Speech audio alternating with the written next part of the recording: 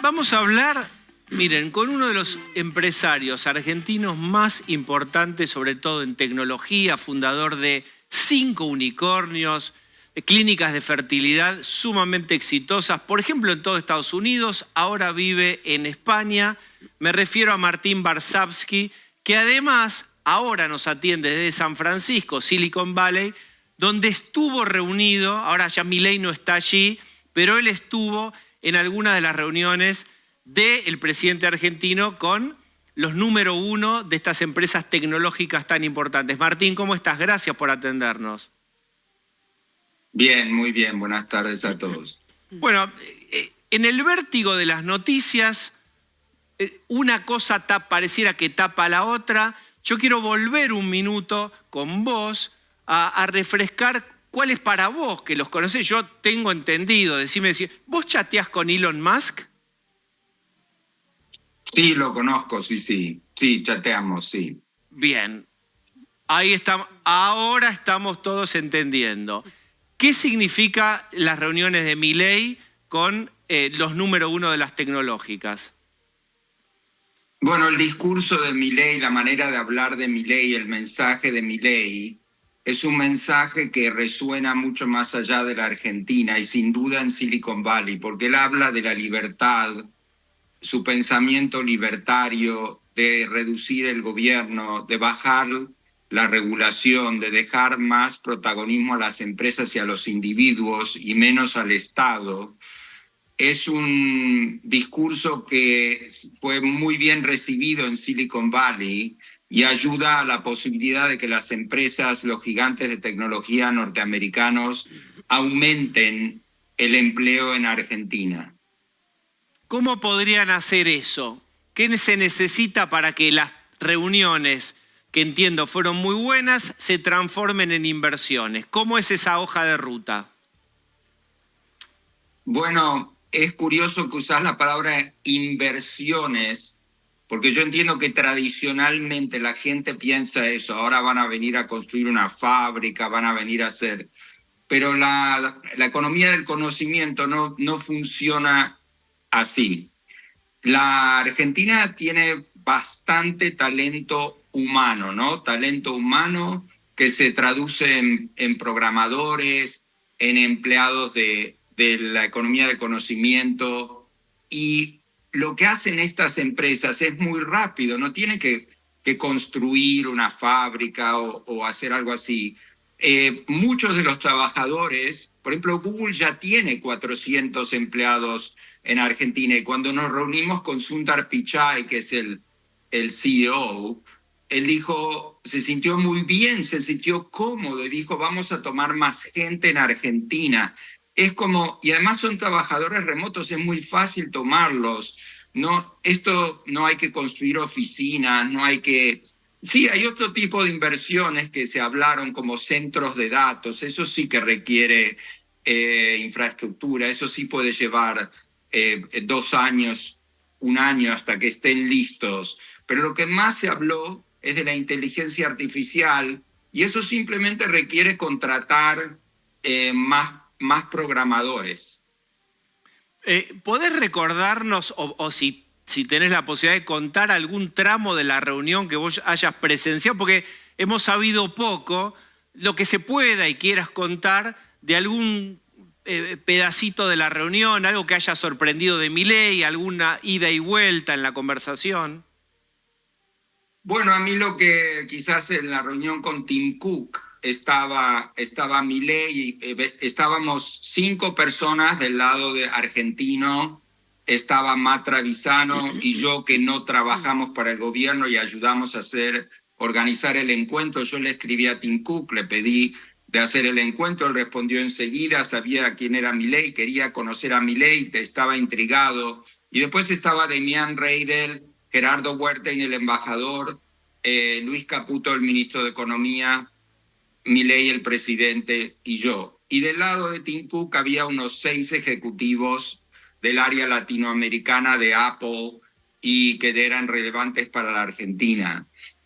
Entonces, al principio de la reunión, Tim Cook habló de los excesivos impuestos que hay en Argentina, que hace que la gente compre pocos iPhones, porque los iPhones son carísimos en Argentina. Y efectivamente, pero fue muy interesante porque él lo presentó como un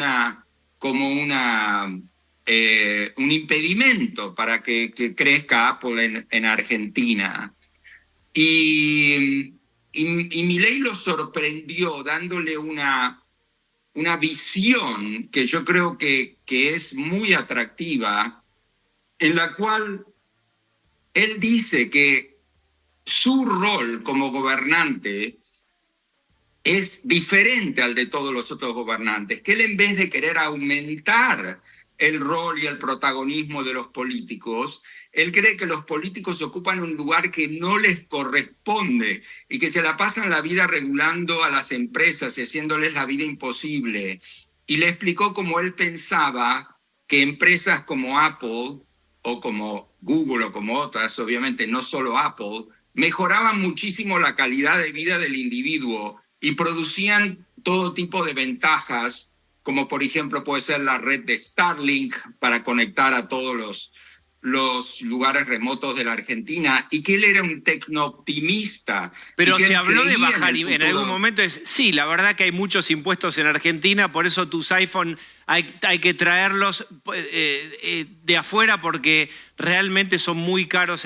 Se habló concretamente de un escenario de baja de impuestos. ¿Sabés, sí, Martín, que hay mucha discusión en el régimen de Tierra del Fuego? Hay mucha cosa con electrodomésticos y con celulares.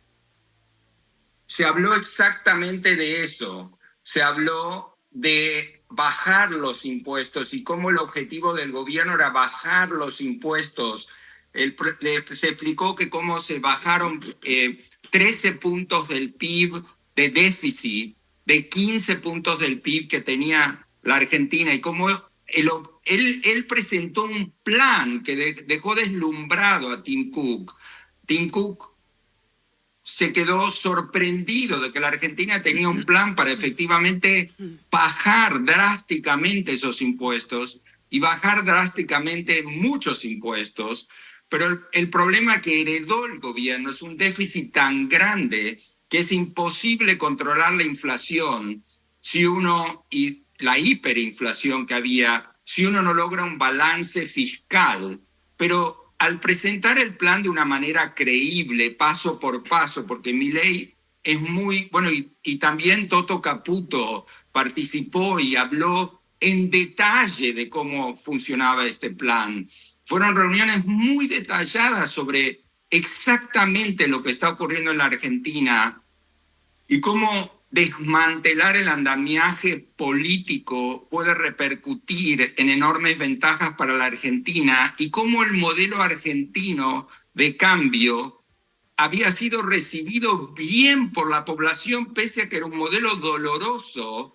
Él, creo que en un momento se usó una analogía de Advil, no, ibuprofeno contra quimioterapia, que esto era quimioterapia, esto no era ibuprofeno, pero que nadie nunca se curó con ibuprofeno. Entonces, que había que extirpar el tumor del político que regala, de la gente que cobra y no trabaja. Y entonces, bien, que por supuesto era un proceso doloroso y era un proceso de transformación de economía socialista a economía capitalista.